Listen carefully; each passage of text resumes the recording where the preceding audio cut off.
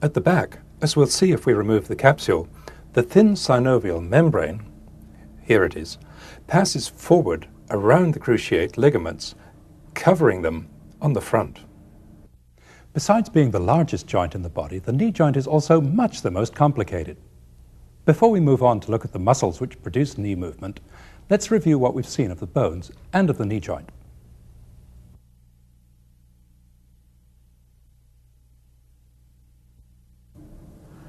On the femur, here's the lateral condyle and epicondyle, the medial condyle and epicondyle, the adductor tubercle, and the intercondylar notch. On the tibia, here's the lateral condyle, the medial condyle, the tibial tubercle, and the facet for the fibula. Here's the head of the fibula, the neck of the fibula,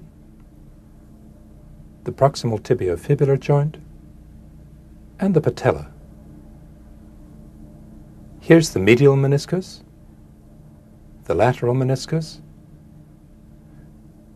the anterior cruciate, and posterior cruciate ligaments, the fibular collateral ligament, the tibial collateral ligament, the quadriceps tendon, the patellar ligament,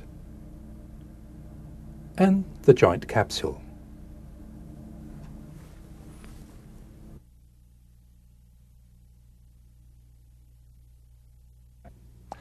Now we'll move on to look at the muscles which produce movement at the knee joint.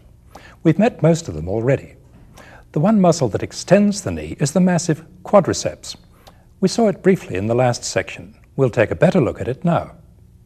The main flexors of the knee are the so-called hamstring muscles, semimembranosus, semitendinosus, and biceps femoris. Besides flexing the knee, the hamstring muscles also extend the hip. We took a good look at them in the last section. Here, we'll just revisit their insertions. In addition, we'll look at three muscles at the back of the knee that we haven't yet seen: popliteus, gastrocnemius, and plantaris. We'll start with quadriceps. Its name comes from the fact that it has 4 heads.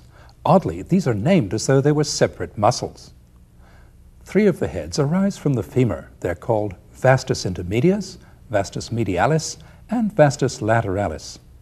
The 4th head, rectus femoris, arises from the hip bone. All 4 heads converge on the quadriceps tendon, which we've seen. We'll start with the deepest of the heads, vastus intermedius. Here it is. It forms a bulge on the front of the femur. Vastus intermedius arises from this broad area around the lateral aspect and front of the femur.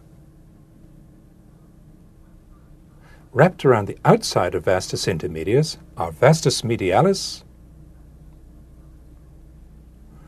and vastus lateralis. These two cover vastus intermedius almost completely. Their fibers run obliquely all the way round to the back. Here's lateralis, here's medialis, almost meeting it. Vastus lateralis arises from the lateral edge of the linea aspera and from the side and front of the greater trochanter. Vastus medialis arises from the medial edge of the linea aspera and from just below the lesser trochanter. The thin strip of bone between these two lines of origin provides the insertion of all the adductor muscles and also the origin of the short head of biceps. Now let's add rectus femoris to the picture. Here it is. Rectus femoris arises from the ilium just above the hip joint. Its tendon of origin has 2 parts, a posterior or reflected part and an anterior or straight part. The anterior part arises from this prominence, the anterior inferior iliac spine. The posterior part arises from just above the acetabulum. All 4 heads of quadriceps converge on the quadriceps tendon. The lowest fibers of vastus lateralis and medialis insert onto the sides of the patella. The principal action of the quadriceps muscle is to extend the knee.